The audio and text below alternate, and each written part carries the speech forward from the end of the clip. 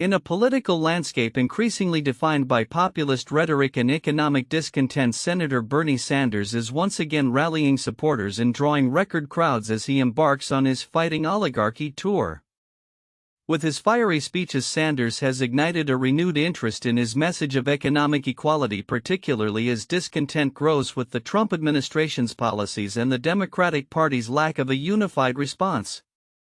On a recent evening in Tempe, Arizona, Sanders kicked off the tour alongside fellow progressive icon Representative Alexandria Ocasio-Cortez. The duo addressed thousands at Arizona State University, capturing the frustrations of many Americans who feel disconnected from a government increasingly perceived as serving the interests of the wealthy elite. "What we have today is a government of the billionaires by the billionaires and for the billionaires," Sanders stated in an interview, emphasizing the urgent need for the Democratic Party to reclaim its commitment to the working class. The stakes are high as Sanders critiques the Democratic establishment for failing to adequately counteract the aggressive dismantling of federal programs under President Trump, whose administration has faced accusations of prioritizing billionaire interests over public welfare. The senator warned that unless the Democratic Party embraces policies addressing income inequality, healthcare, and climate change, it risks losing further ground with American voters. "If they do that, I think working people will come back into the fold," he asserted, a sentiment echoed by many within the party who are dissatisfied with its current trajectory. The turnout at Sanders' events has been remarkable, with reports indicating over 30,000 attendees at his rally in Denver, a new record for his appearances. This enthusiasm stands in stark contrast to the current state of the Democratic Party, which has struggled to find a cohesive voice following significant electoral losses. Polls indicate a growing disenchantment among voters not only with Trump's policies but also with the Democratic leadership, which many perceive as lacking the necessary assertiveness to combat the administration's agenda effectively. Ocasio-Cortez, who has emerged as one of the most vocal leaders in the party, reinforced this notion by highlighting the importance of collective action against what she described as the greed of the elite. "The same billionaires who are taking a wrecking ball to our country derive their power from dividing working people apart," she noted, calling for unity among constituents disillusioned by the current political climate. However, not all Democrats are in alignment with the direction being championed by Sanders and Ocasio-Cortez. Some party leaders have expressed concern that the aggressive rhetoric and confrontational approach could alienate moderate voters. Senator John Fetterman, for instance, criticized Ocasio-Cortez's calls for a more assertive Democratic stance, arguing that pragmatism is necessary in a politically diverse landscape like Pennsylvania. The Democratic Party's internal divisions are further underscored by former President Joe Biden's attempts to remain relevant in the party following his exit from the White House. Reports indicate that while some party leaders welcome his support, others are skeptical of his influence in shaping the future direction of the party. "It's time to move on with new leadership," stated Democratic fundraiser Alan Kessler, reflecting his sentiment among some that the party needs fresh voices to resonate with an evolving electorate. As Sanders continues to build momentum, the question remains: can this populist resurgence within the Democratic Party translate into tangible electoral success? With the next election cycle approaching, the party will need to navigate its internal conflicts and rally behind a unified message that appeals to a broad base of voters. The outcome of this struggle will not only determine the future of the Democratic Party but also the political landscape of the United States as a whole. As Sanders articulates a vision for a fairer society, it remains to be seen whether the party can harness this energy to reclaim its place in American politics. As the dust settles from the contentious 2024 election cycle, one race in North Carolina continues to stir political turmoil, highlighting ongoing concerns about electoral integrity and the lengths to which parties will go to secure power. The legal battle surrounding the race for a state Supreme Court seat between Democratic incumbent Allison Riggs and Republican challenger Jefferson Griffin has stretched into its fourth month, with Griffin challenging the validity of approximately 65,000 ballots. This situation is emblematic of a broader trend among Republicans who have increasingly raised questions about election legitimacy and sought to overturn outcomes unfavorable to their party. The case is set to be heard by a three-judge panel comprised of 2 Republican judges and 1 Democrat, which raises concerns for Riggs and her supporters about the fairness of the proceedings. It's a troubling scenario for many observers, as the current Supreme Court already boasts a 5-2 Republican majority, and the outcome of this election is unlikely to shift that balance. Yet, the stakes remain high for the integrity of North Carolina's electoral process, as the Republican Party appears willing to challenge the voices of tens of thousands of voters. Critics argue that this legal maneuvering does not serve the best interests of North Carolinians, who deserve a swift resolution to the election. Instead, the Republican Party's actions are seen as part of a larger strategy to undermine Democratic power and influence in the state. Sarah Pequeño of USA Today articulates this sentiment, arguing that the GOP's willingness to invalidate votes is counterproductive to the principles of democracy. If the Republican Party truly cared about the security of U.S. elections, she contends, they would realize how much their lawsuit in North Carolina threatens the will of voters. The backdrop to this unfolding drama is a history of Republican efforts to challenge election outcomes, particularly following the 2020 presidential election, which saw widespread allegations of voter fraud propagated by party leaders, including former President Donald Trump. Such claims have fueled a series of legislative actions across the United States aimed at restricting voting access, disproportionately affecting marginalized communities. In North Carolina, Republicans have even initiated legal challenges against military and overseas ballots, as well as votes from children of residents born abroad, raising further questions about their commitment to fair electoral practices. Amidst this contentious atmosphere, many legal experts and political analysts have expressed alarm at the implications of Griffin's lawsuit. Former North Carolina Supreme Court Justice Bob Orr invoked the Purcell principle, which advises against changing election laws close to an election to avoid voter confusion. If you've got problems with the way statutes are written or being administered, you don't wait until after the election to see whether you win or lose to challenge it. Orr stated. The ripple effects of this case extend beyond North Carolina, as over 200 legal professionals have urged Griffin to drop the challenge, warning that it could disenfranchise voters and undermine the electoral system's integrity. The arguments you have advanced ask our judicial system to change the rules in place for the 2024 election after it has run its course, the letter stated, succinctly capturing the stakes involved. As the case progresses, the implications for North Carolina's electoral integrity remain profound. If successful, Griffin's challenge could set a troubling precedent for future elections both in the state and nationally. With the ongoing legal battle likely to escalate, observers will be watching closely to see how the judiciary navigates the complexities of election law and the broader implications for democratic engagement in the United States. In a parallel political landscape, Democrats are mobilizing in response to perceived Republican shortcomings, particularly in light of President Trump's second term.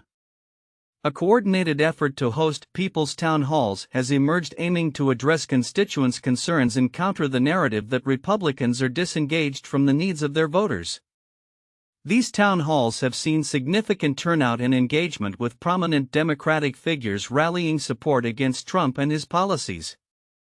As political tensions simmer, the upcoming weeks and months promise to be pivotal for both parties as they grapple with the consequences of their strategies and the shifting dynamics of voter sentiment across the nation.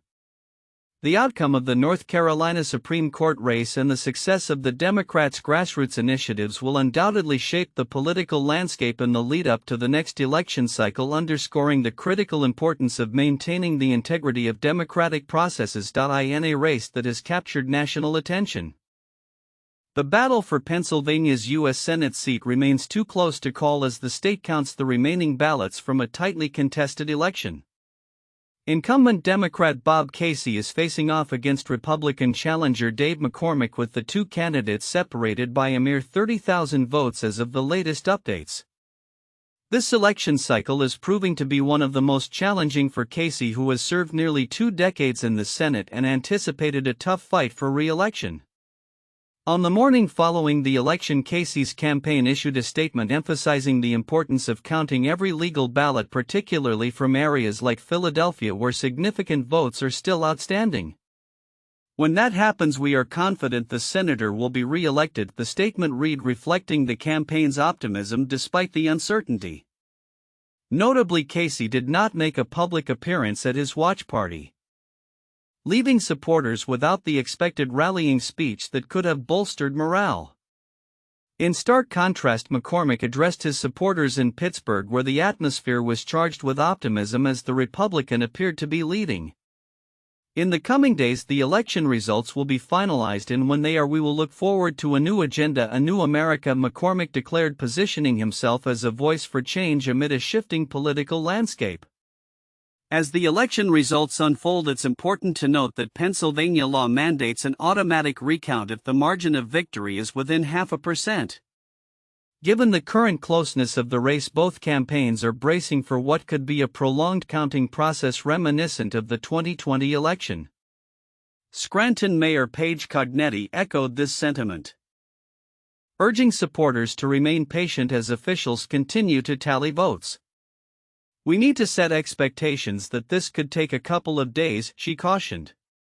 The implications of this Senate race extend beyond Pennsylvania, as the outcome could significantly impact the balance of power in the Senate. Regardless of the final tally, the Republican Party has already regained majority control, a shift that could influence a range of legislative priorities moving forward. As the nation awaits the final results, the ongoing tension in this electoral showdown illustrates the deeply divided political climate in the United States. The close contest not only highlights the importance of every vote but also underscores the evolving strategies each party employs to rally support and navigate a complex electoral landscape. Looking ahead, the Pennsylvania Senate race serves as a microcosm of national trends, offering insight into voter sentiment and the potential direction of American politics in the years to come. In a significant political maneuver, the U.S. House of Representatives has narrowly passed a continuing resolution to fund the government, sending the legislation to the Senate for further consideration. The vote, which concluded with a tally of 217 to 213, was marked by party lines, with only one Democrat supporting the bill and one Republican opposing it. The urgency behind this decision reflects the ongoing challenges in maintaining government operations amidst a contentious political climate. The proposed bill aims to sustain government funding through the end of September, with spending largely in line with last year's levels.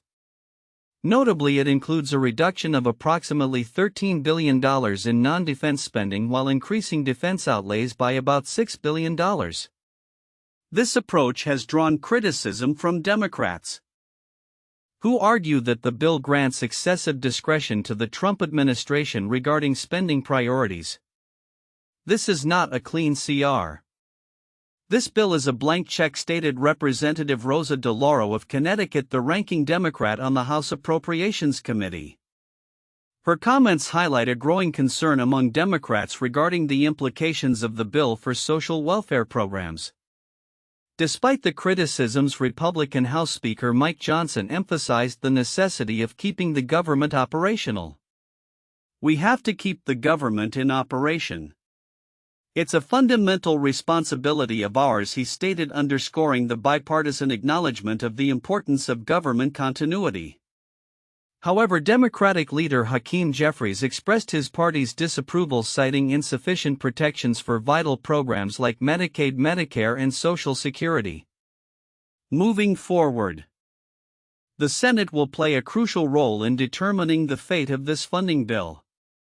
At least 8 Democratic votes will be essential to avert a government shutdown, with some senators, including John Fetterman of Pennsylvania, signaling potential support. However, others remain hesitant, advocating for further amendments to protect social programs. Meanwhile, political developments in Florida reveal a different kind of urgency as early voting commences for 2 special elections. These elections are particularly noteworthy as they follow the vacancy left by former U.S. Representative Matt Gaetz and former State Representative Joel Rudman.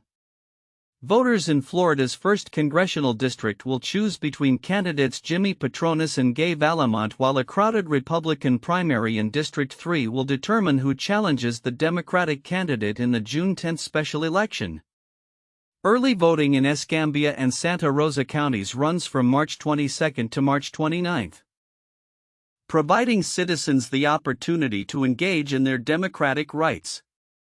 On another front, a more localized political issue is unfolding in Michigan, where over 1,800 constituents have signed a petition urging U.S. Representative Tom Barrett to host an in-person town hall meeting. Residents expressed frustration over being unable to participate in a recent virtual meeting due to overwhelming demand. "Right now we feel like we're being shut out by our representative," commented Jane Bankarski, reflecting a broader sentiment of disconnection between elected officials and their constituents. The call for direct dialogue underscores the desire for transparency and accountability in governance, particularly during a period of considerable national change. As political landscapes shift and elections loom, stakeholders in both parties must navigate these challenges while addressing the concerns of their constituents. The coming weeks will be vital in shaping the legislative agenda and determining how effectively the government can respond to the needs of the American people. With funding decisions on the horizon and electoral contests heating up, the interplay between governance and public engagement will undoubtedly remain at the forefront of national discourse. In a moment marked by heightened political tension and legal scrutiny, an open letter addressed to the Supreme Court of the United States has sparked significant discourse surrounding the integrity of the judiciary and its interactions with political power. The letter, published on March 22, 2025 by the Northeast Mississippi Daily Journal, emphasizes the grave responsibility bestowed upon the justices to uphold the Constitution above all else. It asserts that particularly during critical moments in history, the court has fallen short of its duty by remaining silent in the face of unprecedented challenges to democracy. The letter poignantly reminds the justices, "You swore a solemn oath not to a political party, not to a president, not to your personal beliefs, but to the Constitution of the United States." This call to action echoes a broader sentiment among many observers who worry that the judiciary may be swayed by partisan influences rather than grounding its decisions in constitutional fidelity. The concerns raised reflect a growing unease about the ability of the Supreme Court to act as an impartial arbiter in a politically charged era. As the legal landscape evolves, the spotlight is particularly focused on former President Donald Trump, who faces an unprecedented 132 lawsuits alleging various violations of the law. Analysts are urging close attention to two specific cases that could have far-reaching implications for his presidency and the wider interpretation of constitutional law. These cases center around the issues of federal spending authority and birthright citizenship, both of which challenge the boundaries of executive power. The first case concerns Trump's alleged ability to cancel federally mandated spending, a power that legal experts argue is strictly reserved for Congress. As noted by legal commentator Ian Millhiser, the historical precedents suggest that any attempt by a president to unilaterally impound funds appropriated by Congress lacks constitutional justification. "No area seems more clearly the province of Congress than the power of the purse," wrote Chief Justice John Roberts in a 1985 memo, emphasizing the legislative branch's authority over federal expenditures.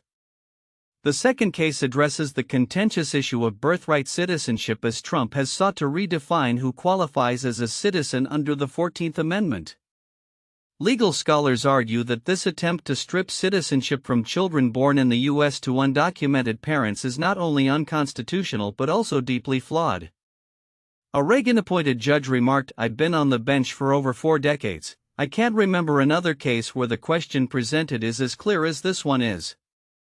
Such sweeping claims, if upheld, could set a dangerous precedent for citizenship rights in the United States. Early indications from the Supreme Court suggest a cautious approach to these highly contentious issues.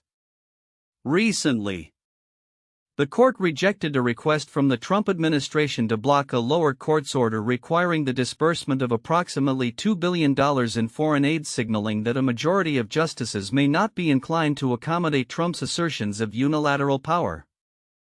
Furthermore, the slow response to the birthright citizenship cases, where the court has opted to delay consideration, implies a lack of urgency in siding with the former president's controversial positions. As political analysts observe these developments, the potential outcomes of these cases could be pivotal not only for Trump but for the future of constitutional law in America. The judiciary's role as a check on executive power is vital, and any ruling that leans in favor of Trump's arguments could erode the foundations of democratic governance. In conclusion, the interplay between the Supreme Court and the evolving political landscape is more critical than ever. As the justices navigate these complex legal waters, the eyes of the nation will remain fixed on their decisions, which may very well shape the trajectory of constitutional interpretation for years to come. The implications of their rulings extend beyond the immediate cases at hand, potentially influencing the relationship between the executive branch and the judiciary, as well as the fundamental rights of citizenship that define the American ethos. As the court deliberates, the hope remains that it will uphold its commitment to the Constitution, resisting the pressures of partisanship and political expediency.